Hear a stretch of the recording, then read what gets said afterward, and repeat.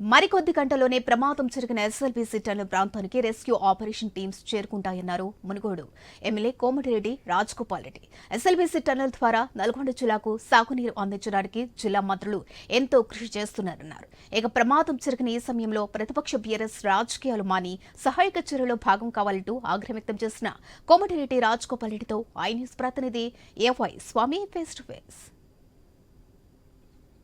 SLBC సొరంగం ప్రమాదం జరిగిన ప్రాంతానికి మునుగోడు ఎమ్మెల్యే సీనియర్ నాయకులు కోమటిరెడ్డి రాజగోపాల్ రెడ్డి సందర్శించారు. తెలుసుకుందాం. సార్, మీరు ఒకవైపు ప్రతినిధిగా ఒక నిర్మాణ రంగ ఎక్స్పర్ట్గా ఏం చెప్తారు సూచించింది? అంటే ఇది ఒక అద్భుతమైన ప్రాజెక్టు.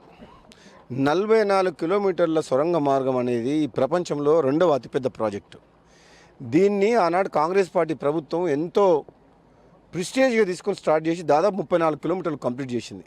కేవలం 10 కిలోమీటర్ల మిగిలిపోయిన పనిని ఆ కాంట్రాక్టర్ నష్టపోయి టన్నల్ బోరింగ్ మిషన్ పాడైపోతే ఆ సీపేజ్ వల్ల వాటర్ ఎక్కువ రావడం వల్ల నష్టపోతే ఆ కాంట్రాక్టర్తో మాట్లాడి ఏదైనా రివైజ్ ఎస్టిమేట్ చేసి ఆ రోజే ప్రాజెక్ట్ కంప్లీట్ చేయించుంటే ఈరోజు ఈ సంఘటన జరిగేది కాదు. ఈరోజు జరిగిన ఈ ఘటనకు కేసీఆర్ దుర్మార్గమైన ముఖ్యమంత్రి బీఆర్ఎస్ పార్టీ బాధ్యత వహించాలి. మమ్మల్ని కాదు అనడం. మీరు ఆగిపోయిన ప్రాజెక్ట్ని మీరు వదిలేసిన ప్రాజెక్ట్ని కాంగ్రెస్ పార్టీ ప్రభుత్వం వచ్చినాక మిషన్ టీబీఎం రిపేర్ చేసి కాంట్రాక్టర్ని పిలిపించి మళ్ళీ స్టార్ట్ చేసినాం. ఆ 10 కిలోమీటర్లు కంప్లీట్ చేసి నల్గొండ జిల్లా ప్రజలను కాపాడదని చెప్పి. కానీ దురదృష్టవశాత్తు సంఘటన జరిగింది. ఈ సమయంలో టీఆర్ఎస్ పార్టీ నాయకులు విమర్శించడము, రాజకీయం చేయడం అనేది చాలా దుర్మార్గము. వాళ్ళందరికీ కూడా చెప్తున్నా, ఒకసారి మానవత్వం ఉన్న మనుషులు ఎవ్వరు కూడా ఇప్పుడు మాట్లాడరు. ఆ ప్రమాదంలో చిక్కున్న వ్యక్తుల్ని ఏ విధంగా కాపాడని చెప్పి మొత్తం దేశంలో ఉన్న 10 రకాల టీంలను తీసుకొచ్చి ఈరోజు మేము కష్టపడుతున్నాం. వెంకటరెడ్డి గారు స్వయంగా 2-3 రోజుల నుంచి ఇక్కడనే ఉంటున్నారు, సంఘటన స్థలంలోనే ఉన్నారు. ఉత్తమ్ కుమార్ రెడ్డి గారు దేశవ్యాప్తంగా అందరితో మాట్లాడే ఎక్స్పర్ట్స్, నాకు నిర్మాణ రంగంలో ఉన్న ఎక్స్పీరియన్స్ తోటి ఈరోజు హర్పాల్ సింగ్ అని చెప్పి ఈరోజు వచ్చి చాలామంది సూచనలు చేసిండ్రు. ఆయనను కూడా నేను ఉత్తమ్ కుమార్ రెడ్డితో కల్పించి మాట్లాడించి ఆయనను కూడా పిలిపించాను నేను ఢిల్లీ నుంచి. ఎందుకంటే గతంలో నేను ఒక నిర్మాణ సంస్థ నడిపించిన కాబట్టి ఒక ఎండిగా నేను కూడా మా కంపెనీ కూడా ఎన్నో టనల్ వర్క్స్ నార్త్ ఈస్ట్లో చేస్తున్నాం. ఇప్పుడు కూడా ప్రజెంట్ చేస్తున్నాం టనల్స్, రైల్వే టనల్స్. కాబట్టి మేమందరం కూడా ఒక్కటే రాత్రింబాలు కష్టపడేది ఏంటంటే ఒక్క నిమిషం వేస్ట్ చేయకుండా వాళ్ళ ప్రమాదంలో ఇరుక్కున్న వాళ్ళ ప్రాణాలు కాపాడాలని మేము ప్రయత్నం చేస్తున్నాం.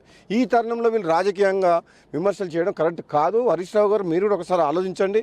ఇక్కడ వాతావరణము ప్రమాదంలో ఇరుక్కున్న వ్యక్తులను కాపాడే ప్రయత్నం మేము చేస్తున్నాం.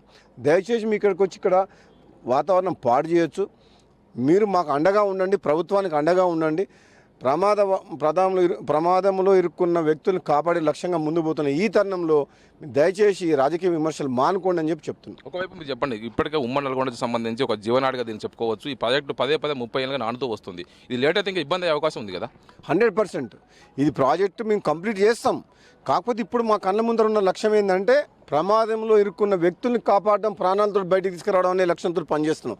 డెఫినెట్గా టీఆర్ఎస్ వాళ్ళు నల్గొండ జిల్లా ప్రజలకు అన్యాయం చేసిన 10 ఏళ్ల పాటు కాంగ్రెస్ పార్టీ ఈ ప్రాజెక్టు విషయంలో కట్టుబడి ఉంది.